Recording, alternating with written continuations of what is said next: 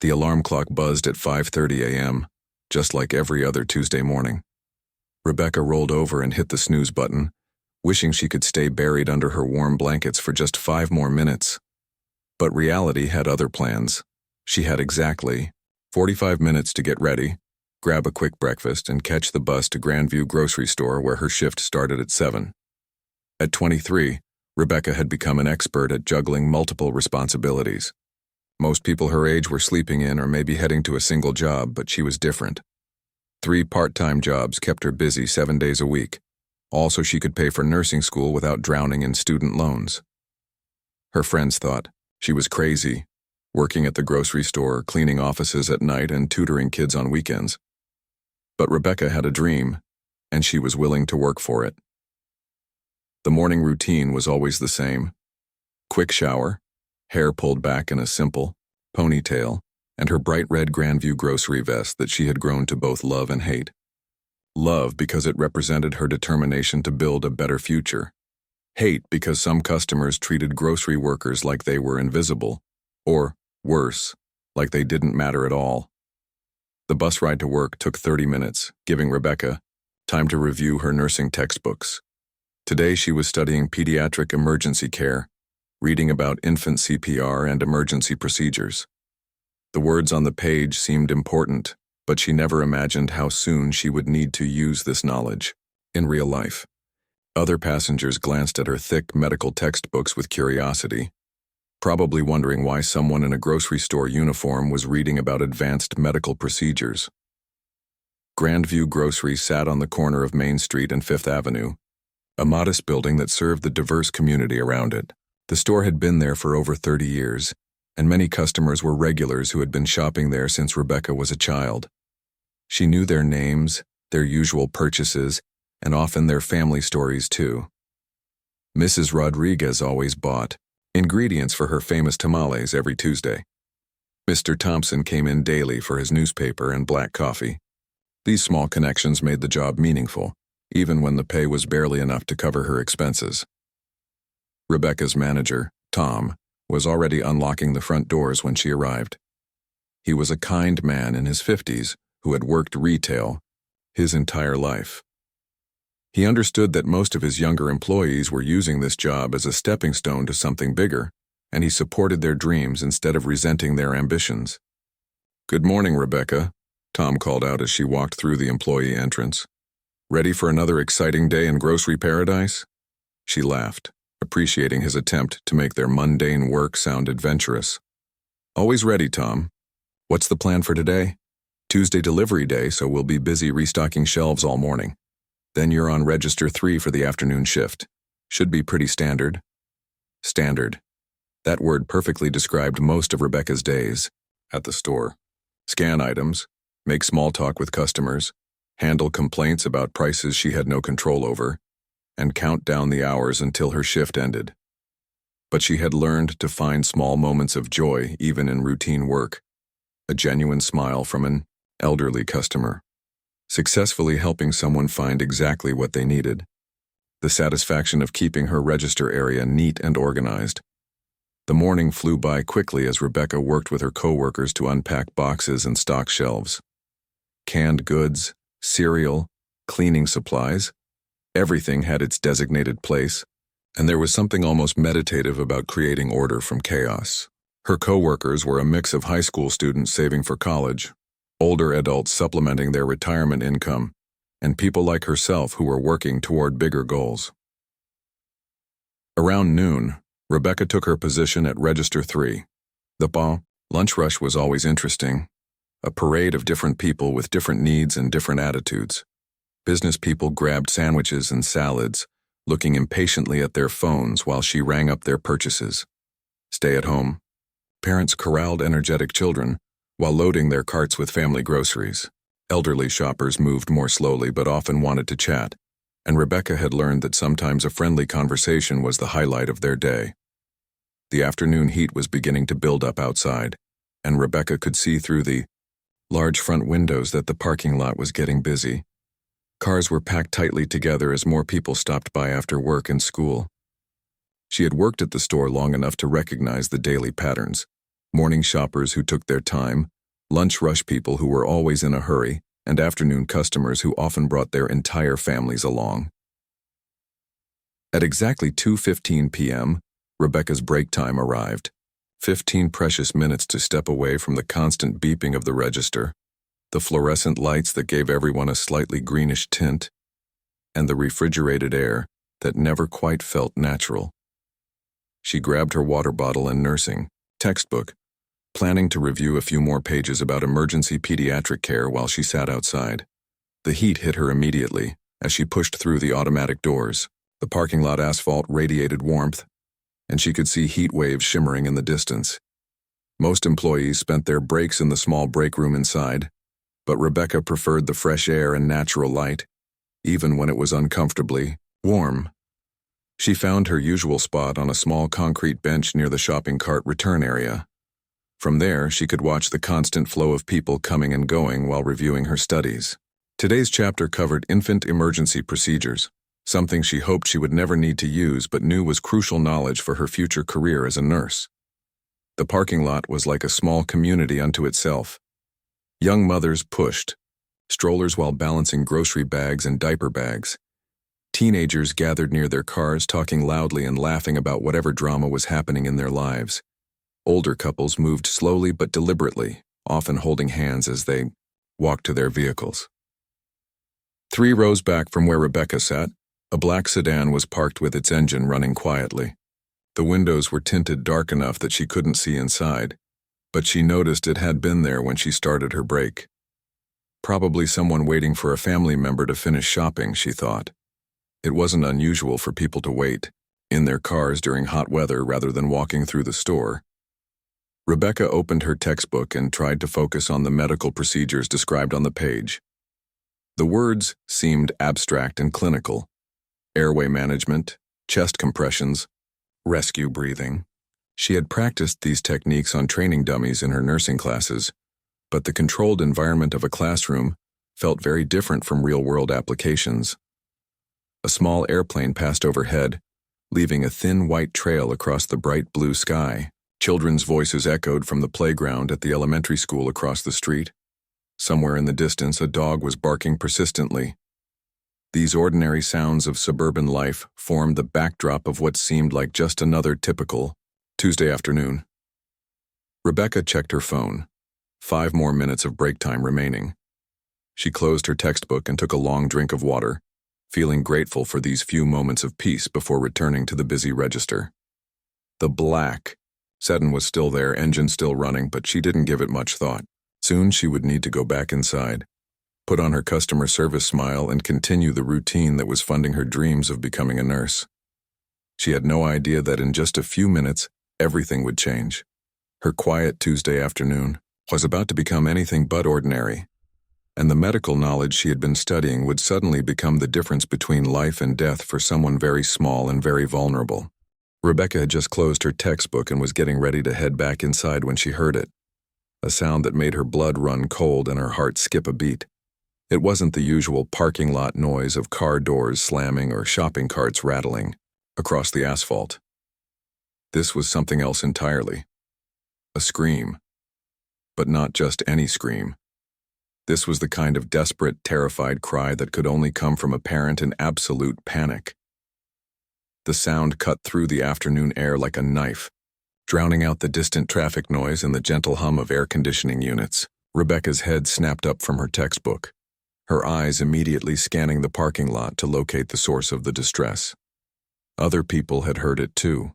Shoppers who had been casually walking to their cars suddenly stopped and looked around, with confused expressions. A man loading groceries into his truck paused with a bag of oranges in his hands, his head turning left and right to figure out where the cry had come from.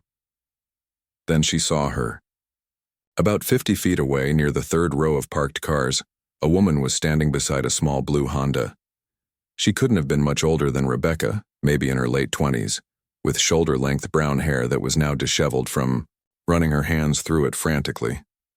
She was wearing a simple white t-shirt and jeans, the kind of everyday outfit that any young mother might choose for a routine trip to the grocery store. But there was nothing routine about this moment. The woman was bent over a car seat that sat on the ground next to her vehicle, and Rebecca could see her hands shaking as she fumbled with something inside it. Even from a distance, Rebecca could hear her voice high-pitched and breaking with fear. "No, no, no," the woman was saying over and over again. "Please, somebody help me, something's wrong with my baby." Rebecca felt her stomach drop. Her nursing school training kicked in before her mind could fully process what was happening. She had read about emergency situations, studied them, practiced responses on training dummies, but this was real. This was an actual emergency unfolding right in front of her, and there was a baby involved. The woman, her name was Lisa, though Rebecca didn't know that yet, had been having what she thought was a perfectly normal day.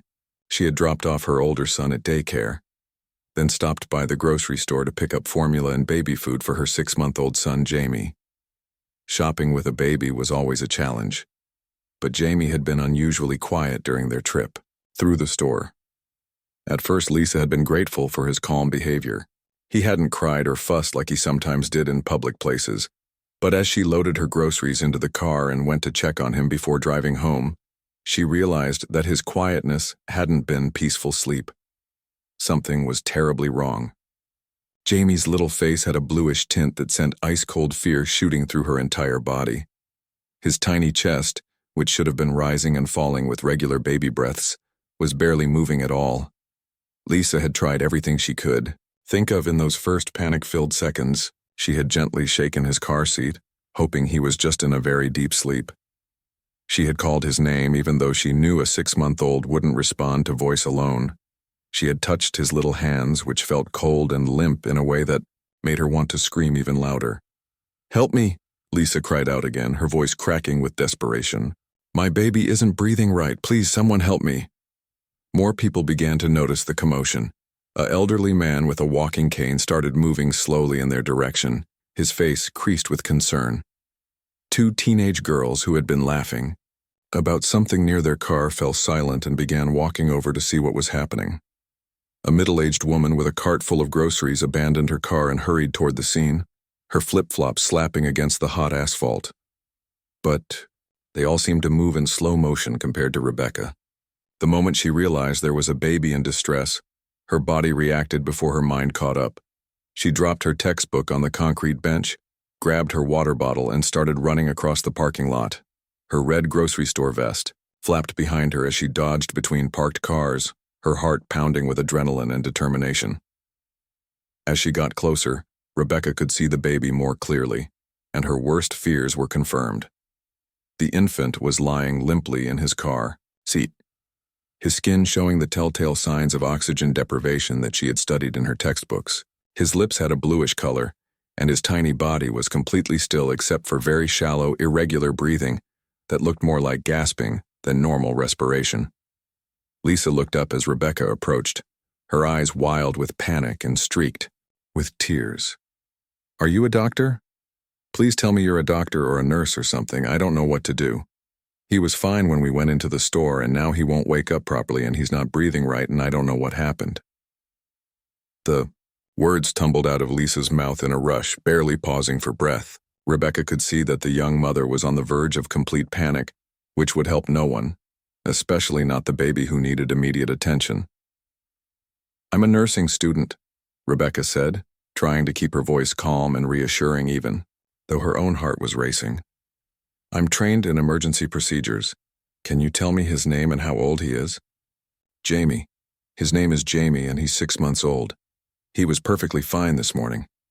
We went to his pediatrician last week and everything was normal. I don't understand what's happening."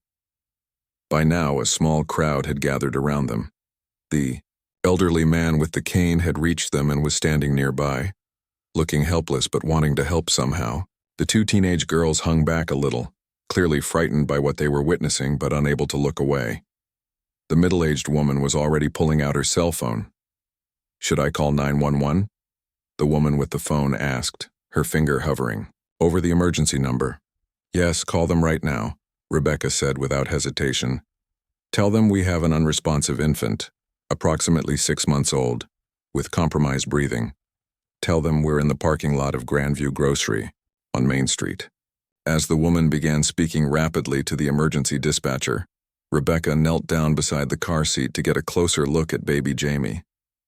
What she saw made her stomach clench with fear, but also activated every piece of training she had received in her nursing program. This was exactly the kind of situation she had been studying about just minutes earlier. The irony wasn't lost on her, but there was no time to think about coincidences. The baby's color was definitely wrong, not just around his lips, but his fingernails and the area around his eyes showed signs of cyanosis, the medical term for insufficient oxygen in the blood. His breathing was shallow and irregular, and when Rebecca gently touched his little hand, his skin felt cool and clammy. 3 rows away, in the black sedan that had been parked there throughout Rebecca's break, a man sat gripping his steering wheel with white knuckles. Dr. Michael Chen had been sitting in his car for 20 minutes gathering courage to go into the store for what should have been a simple errand. But the sight of a baby in distress had captured his complete attention, and he was watching the scene unfold with the trained eye of a pediatric emergency medicine specialist. He recognized the signs immediately, and he also recognized something else: the calm, methodical way the young woman in the grocery store vest was approaching the emergency. Most people would be panicking by now, but she moved with purpose and spoke with authority that suggested real training, not just good intentions. Rebecca took a deep breath and felt time slow down around her. Everything she had studied in nursing school, every late-night session reviewing emergency procedures, every practice session with training dummies, suddenly became crystal clear in her mind. This wasn't a classroom anymore. This wasn't theory or hypothetical situations. This was a real baby whose life might depend on what she did in the next few minutes. "Lisa, I need you to stay calm for Jamie, okay?" Rebecca said, looking directly into the panicked mother's eyes. "I'm going to help him, but I need you to trust me and do exactly what I say." Lisa nodded frantically, tears streaming down her face. "Yes, anything. Please just help him." Rebecca carefully assessed the situation. Baby Jamie was still strapped into his car seat, but she could see that his airway might be compromised in that position. Her training told her that the first step was always to check for responsiveness and breathing. She gently tapped the bottom of Jamie's tiny feet, a technique she had learned for stimulating infants.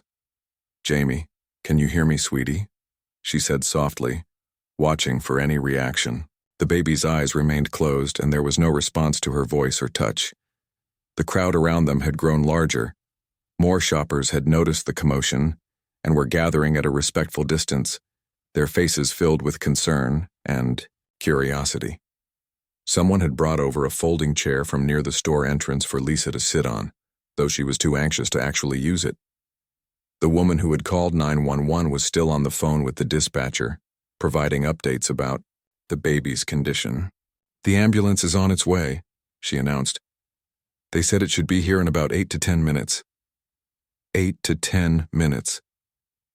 Rebecca knew that could be too long for a baby who wasn't getting enough oxygen. She had learned in her pediatric care classes that infant brains were particularly vulnerable to oxygen deprivation, and every second counted in situations like this. "I need to get him out of the car seat," Rebecca said, more to herself than anyone else. She had practiced this exact scenario multiple times in her training, but doing it with a real baby felt completely different. Her hands were steady, though, guided by muscle memory and determination. She carefully unbuckled Jamie from his car seat, supporting his head and neck with one hand while lifting his small body with the other. The baby felt heavier than she expected, but also somehow more fragile, like he was made of the most delicate glass. As she lifted him, she could feel how limp his little body was, and it sent a chill through her despite the afternoon heat. "I'm going to lay him down on this blanket," Rebecca said to Lisa, who quickly spread out a soft baby blanket on the concrete beside her car. It wasn't ideal, but it was clean and flat, which was what Rebecca needed for the procedures she might have to perform. Once Jamie was lying on his back on the blanket, Rebecca could get a better look at his condition. His skin color was definitely concerning, not just blue around the lips and fingernails, but pale all over in a way that suggested his circulation wasn't working properly. She placed her ear close to his tiny chest and listened carefully. She could hear a heartbeat which was encouraging, but it was faster than normal and seemed irregular. "His heart is beating," she announced, and she saw Lisa's shoulders relax slightly with relief. "But his breathing is too shallow. I'm going to try to help him breathe better." Rebecca gently tilted Jamie's head back slightly, opening his airway. This was one of the first things she had learned in infant CPR training. Babies' airways could become blocked more easily than adults, and sometimes just positioning their head correctly could make a huge difference. She looked closely at his mouth and nose, checking for any obvious obstructions. Everything appeared clear, but he still wasn't breathing normally. His tiny chest was barely moving, and when it did move, it looked like he was struggling to get air in and out. "I'm going to give him rescue breaths," Rebecca said, looking up at Lisa. "This is something I learned in my training. I'm going to help him breathe until the paramedics get here." Lisa nodded, gripping the folding chair so tightly her knuckles were white. "Do whatever you need to do, please just help him." Rebecca positioned herself beside Jamie's head and placed one hand on his forehead to keep his airway open. With her other hand, she gently lifted his chin. She had practiced this technique dozens of times on training dummies. But a real baby was so much smaller and more delicate than she had expected. She placed her mouth over Jamie's nose and mouth. Infants were different from adults in that you had to cover both the nose and mouth at the same time. She gave a very gentle breath, just enough to make his chest rise slightly. Too much air could damage a baby's lungs, but too little wouldn't help him get the oxygen he needed. She watched his chest rise with her breath, then fall as the air escaped. Then she gave another gentle breath, counting in her head to maintain the proper rhythm. One breath every 3 seconds, just like she had been taught. The crowd around them had grown completely silent, watching with fascination and fear as this young woman in a grocery store uniform performed what looked like a miracle. The elderly man with the cane was leaning forward on his walking aid, his eyes never leaving the baby. The teenage girls had moved closer, no longer afraid, but instead amazed by what they were witnessing. After giving Jamie several rescue breaths, Rebecca paused to check his pulse again. She placed 2 fingers on his neck, feeling for the carotid artery just like she had been taught. The heartbeat was still there, still fast, but it seemed a little stronger than before. "Come on, Jamie," she whispered so quietly that only Lisa could hear her. "You can do this, little guy. Just breathe for me." She resumed the rescue breathing, maintaining the steady rhythm while keeping one eye on his chest and the other on his face, watching for any signs of improvement. After what felt like hours but was probably only a minute or 2, she noticed something that made her heart leap with hope. Jamie's skin color seemed to be improving slightly around his mouth. The blue tint wasn't completely gone, but it was less pronounced than it had been when she first saw him. More importantly, she could see his chest beginning to move on its own, separate from the breaths she was giving him. "I think he's starting to breathe better," she said to Lisa, not wanting to get her hopes up too much but feeling cautiously optimistic. Just then, Jamie's eyes fluttered open slightly. They were unfocused and glassy, but they were open. Rebecca felt a surge of relief and excitement, but she knew this was just the beginning. He wasn't out of danger yet. She continued with the rescue breathing, but now she could see that Jamie was making small efforts to breathe on his own between the breaths she was giving him. His little fingers, which had been completely limp when she first picked him up, started to move slightly. In the distance, she could hear the sound of sirens getting closer. The ambulance was on its way, but Rebecca knew she couldn't stop what she was doing until the professional paramedics arrived and took over Jamie's care. Lisa was crying harder now, but these were different tears. Tears of hope, rather than despair. "Is he going to be okay?" she asked, her voice barely above a whisper. "He's fighting," Rebecca replied, never taking her eyes off the baby. "He's a strong little guy and he's fighting. We just need to keep helping him until the ambulance gets here." The sirens were getting louder now, and Rebecca could see flashing lights in the distance. Help was almost there, but she continued, her life-saving efforts determined to give Jamie every possible chance of survival. The ambulance sirens were getting louder and louder, but Rebecca kept her focus entirely on baby Jamie. She had been giving him rescue breaths for what felt like forever, though it had probably only been 3 or 4 minutes since she started. Her back was beginning to ache from bending over the baby on the concrete, and her knees were sore from kneeling on the rough asphalt. But she didn't care about any of that. All that mattered was the tiny life in front of her. Then something incredible happened. Jamie's eyes opened wider, and instead of the glassy, unfocused look they had before, there was something different in them, something more alert. His little chest began rising and falling more regularly, and Rebecca could feel his breath against her face when she leaned in to check on him. "That's it, Jamie," she whispered softly. "Keep breathing, sweetheart. You're doing great." Lisa had been hovering nearby, wringing her hands and pacing back and forth like a caged animal. Every few seconds she would lean in to look at her son, then step back to give Rebecca room to work. The tension in her face was painful to watch, hope and terror fighting each other in her expression. Suddenly, Jamie made a small sound.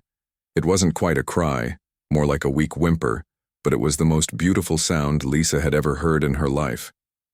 Her hands flew to her mouth and fresh tears started pouring down her cheeks. "Did he just—" Lisa started to ask, her voice shaking with emotion. "He did," Rebecca confirmed, a huge smile spreading across her face. "He made a sound. That's a really good sign." The crowd that had gathered around them seemed to let out a collective sigh of relief. Some people started clapping softly, as if they were afraid too much noise might disturb the baby. The elderly man with the cane was wiping his eyes with a handkerchief, and even the teenage girls were crying happy tears. But Rebecca knew better than to celebrate too early. She had learned in her nursing classes that emergency situations could change quickly, and a patient could seem to improve and then suddenly get worse again. She kept monitoring Jamie's breathing and color, ready to resume rescue breathing if needed. The ambulance turned into the parking lot with its lights flashing and sirens blaring, then quickly shut off the loud noise as it approached the crowd. 2 paramedics jumped out of the vehicle and grabbed their equipment bags, moving efficiently toward the scene. "What do we have here?" asked the first paramedic, a woman in her 40s with short gray hair and kind eyes. Her name tag said Patricia, and she had the calm confidence that comes from years of handling medical emergencies. 6-month-old male was unresponsive when I found him, Rebecca reported, automatically falling into the professional language she had learned in school. "Shallow breathing, cyanosis around the lips and fingernails. I've been providing rescue breathing for about 4 minutes. He started breathing on his own and became responsive about 2 minutes ago." Patricia looked impressed. "Are you medical?" "Personnel. Nursing student," Rebecca replied, still kneeling beside Jamie but making room for the paramedics to work. "Well, you did exactly the right thing," Patricia said, as she knelt down and began her own assessment of the baby. Her partner, a younger man named Kevin, was setting up their equipment and preparing an oxygen mask sized for an infant. Patricia gently lifted Jamie, and he let out a stronger cry this time, the kind of healthy, angry cry that babies make when they're uncomfortable or annoyed. It was music to everyone's ears, especially Lisa's. "Oh, thank God," Lisa sobbed, reaching out to touch her son's little hand. "Jamie, Mommy's here. You scared me so much, baby." The paramedics worked quickly and efficiently, checking Jamie's vital signs with their professional equipment. They put a tiny oxygen mask over his nose and mouth, and Rebecca could see that his color continued to improve with each passing minute. "His pulse is strong and regular now," Kevin reported to his partner. "Oxygen saturation is coming up nicely." "What happened to him?" Lisa asked, her voice still shaky with leftover fear. "He was fine this morning. We went to the store and he seemed normal. Then when I was loading groceries, I looked at him and he was like this." Patricia continued examining Jamie while she talked to Lisa. "Sometimes babies can have episodes where their breathing becomes compromised. It could be anything from a minor respiratory issue to something more serious. The important thing is that he's responding well now. We're going to take him to the hospital so the doctors can figure out exactly what happened and make sure he's completely okay." Rebecca slowly stood up, her legs stiff from kneeling on the concrete for so long. Her red grocery store vest was wrinkled and had some dust on it from the parking lot, but she didn't care. She felt exhausted but also incredibly relieved and proud. She had actually done it, She had used her training to help save a baby's life. "You should be very proud of yourself," Patricia told Rebecca as they prepared to load Jamie into the ambulance. "Your quick thinking and proper technique probably saved this little guy's life. Have you considered working in emergency medicine?" Rebecca smiled, feeling a warm glow of satisfaction. "I'm still in school, but I've always been interested in pediatric nursing. This definitely confirms that I'm on the right path." Lisa was gathering up Jamie's things: his diaper bag, the car seat, her purse that she had dropped when the crisis started. Her hands were still shaking, but she was moving, with purpose now, focused on getting to the hospital with her son. "I don't even know your name," Lisa said to Rebecca, pausing in her packing. "You saved my baby's life, and I don't even know who you are." "I'm Rebecca," she replied simply. "I work here at the grocery store, but I'm studying to be a nurse." "Rebecca," Lisa repeated as if she wanted to memorize the name forever. "I will never forget what you did for us today. Never. Jamie is alive because of you." The two women hugged, both of them crying now, but for completely different reasons than they had been 20 minutes earlier. The crowd that had gathered began to disperse as the paramedics loaded Jamie into the ambulance. People were talking quietly among themselves, clearly moved by what they had witnessed. "Can I ride with him to the hospital?" Lisa asked the paramedics. "Of course," Patricia replied. "Mom always rides along. We'll take good care of both of you." As Lisa climbed into the back of the ambulance with Jamie and Patricia, she turned back to Rebecca one more time. "Thank you," she said, her voice filled with emotion. "Thank you for giving me my son back." The ambulance doors closed, and Kevin got behind the wheel. They pulled out of the parking lot with their lights flashing, but without the sirens this time, a good sign that Jamie was stable and not in immediate danger. Rebecca stood in the parking lot, watching the ambulance disappear down Main Street toward the hospital. The crowd had mostly scattered now, returning to their shopping and their daily routines, but several people stopped to speak to her before they left. "That was amazing, honey," said the elderly man with the cane. "You should be very proud of yourself." "You were so calm," added one of the teenage girls. "I would have been freaking out." Rebecca felt overwhelmed by the praise and attention.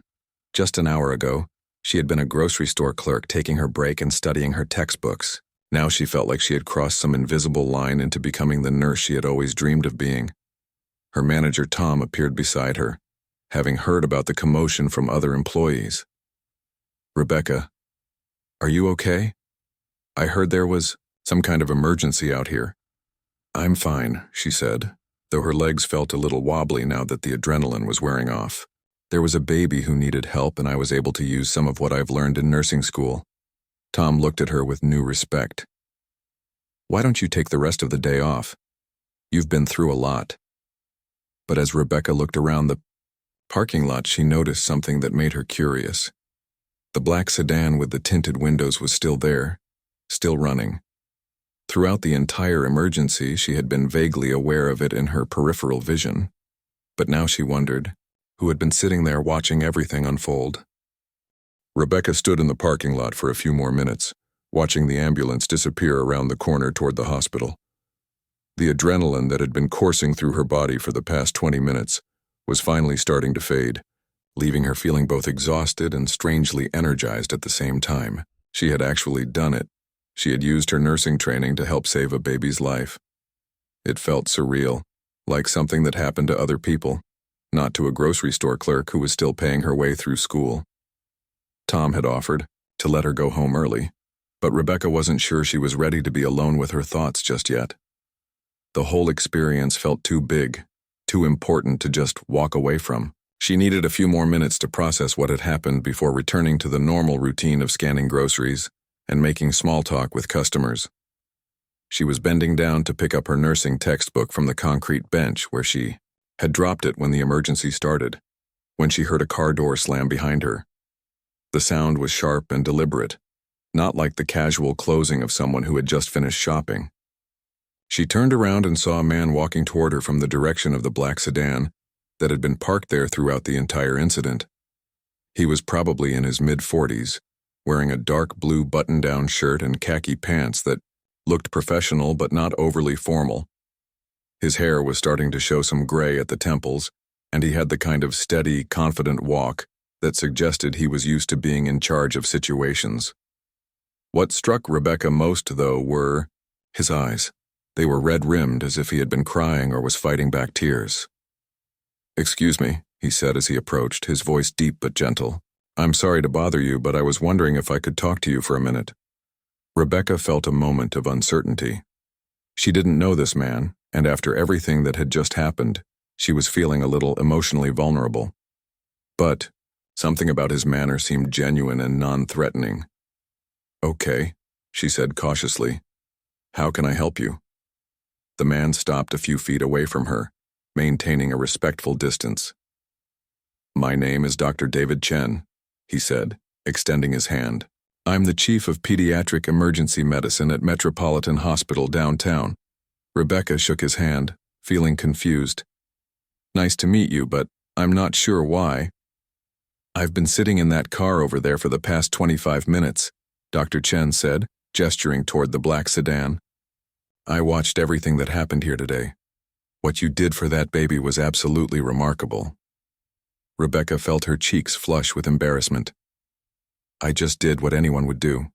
I used the training I've learned in nursing school." "Doctor?" Chen shook his head.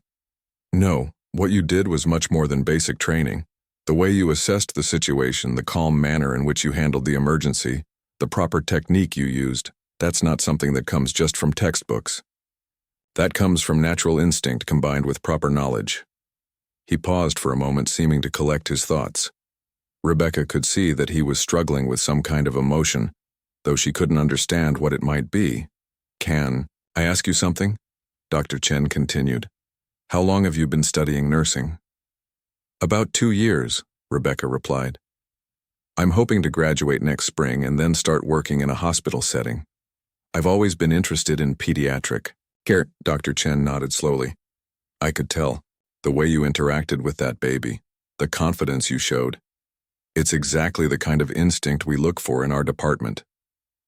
Rebecca was starting to feel even more confused. "I'm sorry, but I still don't understand why you were watching, or why you're telling me this." Dr. Chen took a deep breath, and Rebecca could see his hands trembling slightly. "I came here today to buy formula," he said, his voice becoming quieter. "For my 6-month-old son, Anthony. My wife died 3 months ago in a car accident, and I've been struggling to take care of him on my own while working full-time at the hospital." The words hit Rebecca like a physical blow. She couldn't imagine the pain this man must be going through, losing his wife and trying to raise a baby alone while working in such a demanding job. "I'm so sorry for your loss," she said softly. "Thank you," Dr. Chen replied. "I've been sitting in that parking lot for 20 minutes, trying to work up the courage to go into the store. It sounds ridiculous, but even simple things like buying formula have become overwhelming since my wife died.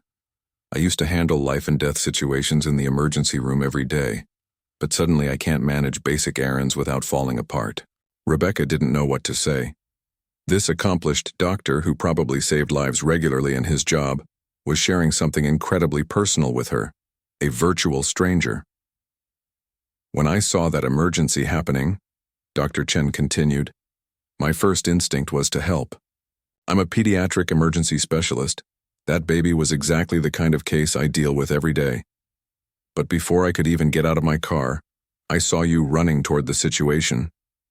And then I watched you handle everything perfectly." He paused, again wiping his eyes with the back of his hand. "Watching you save that baby made me realize something. You have exactly the kind of skill and compassion that we need in our department. But more than that, seeing someone so young show such dedication to helping others reminded me why I became a doctor in the first place." Rebecca felt tears forming in her own eyes. She was beginning to understand that this conversation was about much more than her emergency response training. "I want to offer you a position in our pediatric emergency department," Dr. Chen said, his voice becoming stronger and more determined. "Full-time, with full benefits and a salary that would allow you to quit your other jobs. We would work around Your school schedule until you graduate, and then you could transition into a full nursing role with us. Rebecca's mouth fell open. She couldn't have been more surprised if he had told her she had won the lottery. I don't know what to say. That's incredibly generous, but I'm still a student. I don't have my degree yet. We have programs for nursing students, Dr. Chen explained. You would work as a patient care technician while you finish school, getting hands-on experience with real cases. It's actually better training than you'll get in most classroom settings. But you don't even know me, Rebecca protested. You've only seen me handle one emergency. Dr. Chen smiled for the first time since he had approached her. Sometimes you can tell everything you need to know about a person in just a few minutes. Today I watched you remain calm under pressure, use proper medical technique, communicate effectively with both the patient's family and the emergency responders, and show genuine compassion for a stranger's child. Those are exactly the qualities we look for in our staff. Rebecca felt overwhelmed. This morning she had been worried about how she was going to pay next month's rent while juggling 3 part-time jobs in nursing school. Now she was being offered a position at one of the best hospitals in the city. Can I think about it? She asked. Of course, Dr. Chen replied, pulling a business card from his wallet. But I hope you'll seriously consider it. Our department needs people like you, and I think you would thrive in that environment. As Rebecca took the business card, Dr. Chen added quietly, and thank you. Watching you today reminded me that there are still people in the world who will drop everything to help a stranger in need. That's something I needed to see right now. They shook hands again, and Dr. Chen walked back toward his car. Rebecca watched him go, still holding his business card and feeling like her entire life had just changed direction in the span of a single conversation. She looked down at the card. Dr. David Chen, Chief of Pediatric Emergency Medicine, Metropolitan Hospital. Below his name was a phone number and email address along with the hospital's logo. As she walked back toward the grocery store, Rebecca realized that saving baby Jamie's life had somehow ended up saving her own future too. Sometimes, the most ordinary days turn out to be the most extraordinary ones of all.